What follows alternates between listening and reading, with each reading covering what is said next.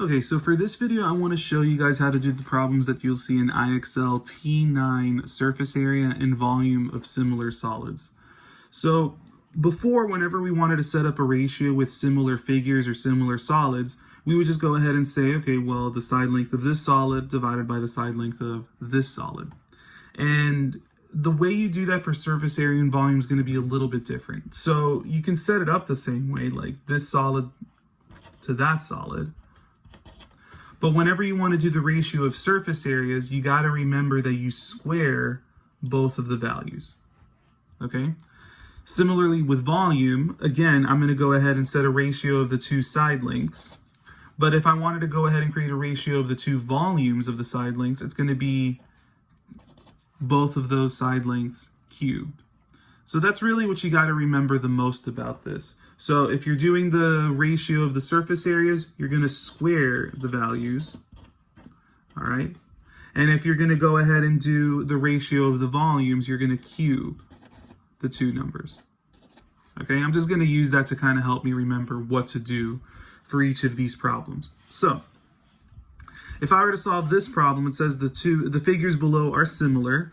What is the volume of the larger cylinder? So again, if they want you to figure out what the volume is, you got to remember that you're going to cube the two values, okay? So I'm going to create a ratio, and first I'm going to create a ratio of the side lengths, 5/4, right? But again, if we're trying to find the ratio of the volumes, right? So on the volume side, it's going to be V1 over V2 of 64. I have to remember that I got to cube my side length. So it's actually going to be 5 cubed over 4 cubed.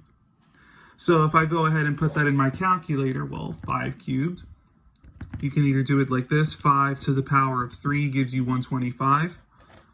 I could have also done 5 times 5 times 5, and that would give me the same thing. But then I can also do 4 cubed, which is 64, and that's equal to V1 over 64. All right, so again, you can use that intuition that, like I talked about in a different video, where if it's 125 over 64, then V1 over 64, V1 has to also be 125. Okay, I could have also cross multiplied and got 64 times V1 is equal to 64 times 125 is 8,000, divided both sides by 64, and I would have also gotten that the volume was 125.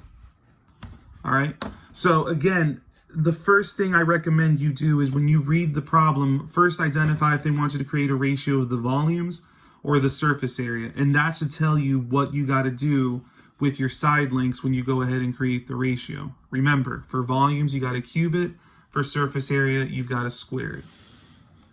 So in this problem, the figures below are similar. What is the surface area of the smaller triangle? So again, in order to solve this problem, I got to create a ratio of the surface areas. So if I make a ratio of the side lengths first, 8/4, right? And I set that equal to the ratio of the surface areas. So if I did 8 over here, I'm going to do S1 on the top, 100, divided by S2. Again, we're creating a ratio of the surface area, so I got to remember to square my side lengths. So if my side lengths was 8/4, the ratio of the surface areas has got to be 8 squared over 4 squared. So 8 squared is 64, 4 squared is 16, and when I set that equal to 100 over S2, now it's just a simple cross multiplication problem. I cross multiply, I get 64 times S2 is equal to 16 times 100 is 1600. Divide both sides by 64, and S2 should be equal to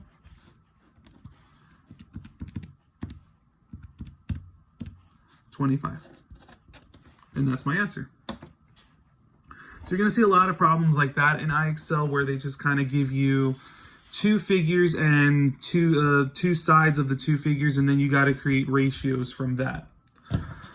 Another style of problem, and this video is going to be a little bit longer just because there's so many different variations of the problems, but you're also going to see problems like this, where they say the figures below are similar. what is the ratio of the volumes of the smaller rectangular pyramid to the volume of the larger rectangular pyramid? And again, and this time they want you to make your ratios with like the colon. So sometimes you can make your ratios like what we did before where we created fractions out of them, but other times they want you to make ratios kind of like this with a colon in between. So if I wanted to do a ratio of, what was it? They said from smaller to the larger. This is kind of what the answer is going to look like. Whatever value of your smaller is, colon, the value of the larger. So again, if I created a ratio from smaller to larger, you'll see that if I make a ratio of the side lengths, it's going to be 3 to 5, right? But the problem is they don't want a ratio of the side lengths. What they want is a ratio of the volume. So you got to remember that with volume, you got to cube the two values. So if that's the ratio of my side lengths, the ratio of my volume is going to be 3 cubed to 5 cubed, right? And then if I work that out, 3 cubed is 27, 5 cubed is 125. All right, and that's the answer you're going to put over here. Okay? Similarly, if I go ahead and do this problem, it says the two figures below are similar. What is the ratio of the surface area from the larger to the smaller? So now they want the larger value first, colon, then the smaller value after that. Okay? And again, you got to pay attention to what they're asking for. If they're asking for surface area, you got to know you're going to square both of those values. So first I'm going to make a ratio of the side lengths. So of the larger to smaller, it's going to be 9 to 6. And here's the thing.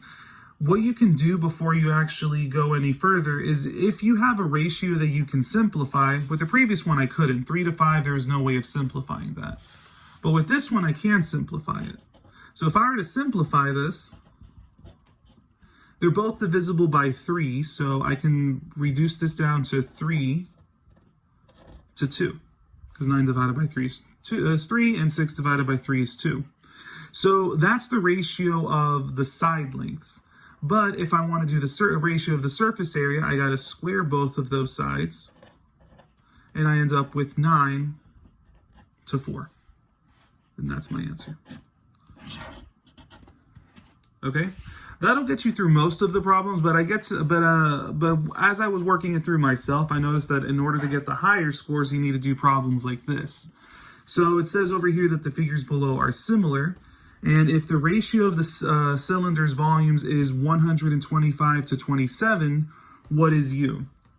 So for this style of problem, I think it's going to be easier for me to actually create the ratios in the form of a fraction, since I'm going to end up cross multiplying over here. So again, if I made a ratio of my sides, I would have to do U over 3, right? And that's equal to the ratio of the volumes, which is 125 over 27. But again, if we're dealing with volumes, we got to make sure we cube our side length. So this is going to be U cubed over 3 cubed. And so if I work that out, well, U cubed over 3 cubed, U cubed stays the same, 3 cubed is going to be 27, and that's equal to 125 over 27. Okay? So you can go ahead and work this out and cross multiply. I'm just going to use my intuition, and I know that if this numerator over 27 has to be the same thing as 125 over 27. So that means that if the denominators are the same, then the numerators are the same. So U cubed is equal to 125.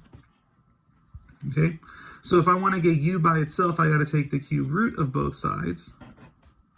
And you should just know that the cube root of 125, if I wanted to do 125 cube, so now I got to click second that, gives me 5. Which makes sense, because 5 times 5 times 5 does give you 125. So that's the answer of U right there. So again, you got to keep in mind, when you make a ratio of your side lengths, keep in mind what type of problem this is. Do they want you to create a ratio of the volumes or a ratio of the surface area? And that's going to tell you how you go about these problems. So If I were to do a problem like this, where it says the figures below are similar, if the ratio of the rectangular prism surface area is 25 to 49, what is W? So again, I'm going to create a ratio of my side lengths, right? And I think they're doing from smaller to bigger. So I'm going to make a ratio of W to 7 is equal to the ratio of my surface areas is 25 over 49. So again, if I'm doing the surface area, I got to remember to square my side lengths. So if I were to square my side lengths, it's going to be W squared over 7 squared, and that's what I got to work out. So if I work this out, I'm going to end up with W squared over 49 is equal to 25 over 49. And conveniently so, my denominators are the same, so that means that my numerators are going to be the same. So W squared is equal to 25. And if I wanted to get W by itself, I square root both sides, and I end up with W is equal to, well, 5 again. All right. So hopefully that helps you get through this IXL. If you come across a problem that maybe I haven't covered in this video, or you're still struggling with something, just make sure you let me know. Send me an image of the picture that you're struggling with, and I'll see what I can do to help you. All right, take care.